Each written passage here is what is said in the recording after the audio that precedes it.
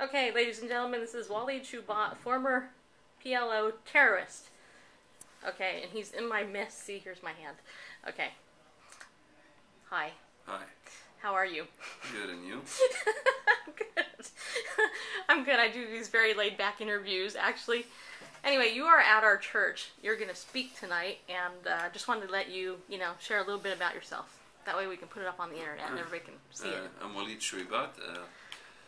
I can't say war and terror anymore, since now the administration these days says you have to say man-made disaster instead of Islamic terrorists. So I'm an ex-man-made disasterist. And I grew up in the Middle East, of course, by an American mother and a Jordanian father who became Palestinian.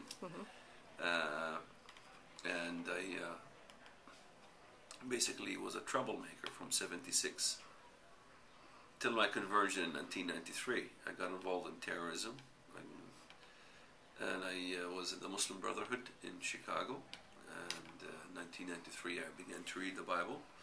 I was intrigued with many references in the Bible that were miraculous in their nature, in which I began to see the Bible as prophetic.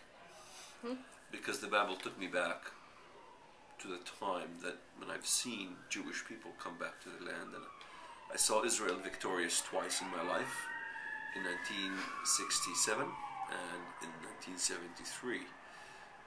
And I saw that my mother was right. She was held against her will for 35 years. She was Christian. She believed in the Bible, and she mentioned to me one day that the land will be divided in accordance to Joel chapter 3. That was in 1976. In Joel 3, it says the land will be divided. In 1993, the land was divided between a Palestinian state and a Jewish state. And so the Bible was being fulfilled. But she told me that God will be angry at the division of the land. So I always asked myself, how would God be angry for the creation of a Palestinian state? So how could the Palestinian state or the creation of such a state be something evil? Yet it was. Now we see the results of this effort of creating a Palestinian state. We see terrorism rising. We see a world of Muslim nations uprising against Israel.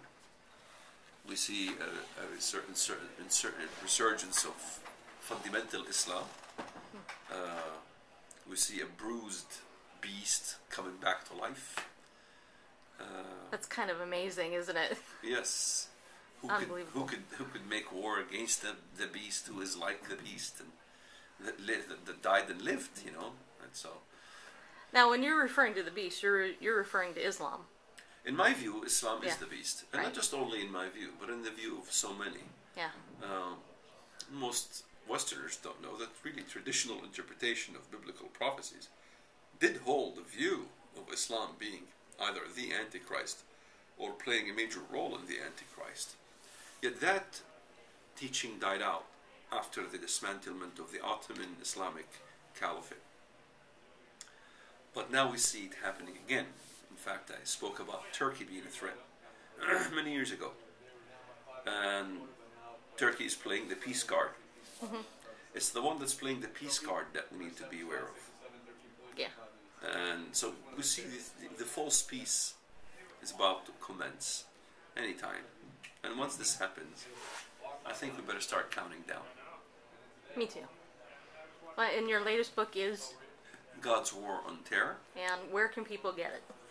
They can get it either from our website if they like to help support us.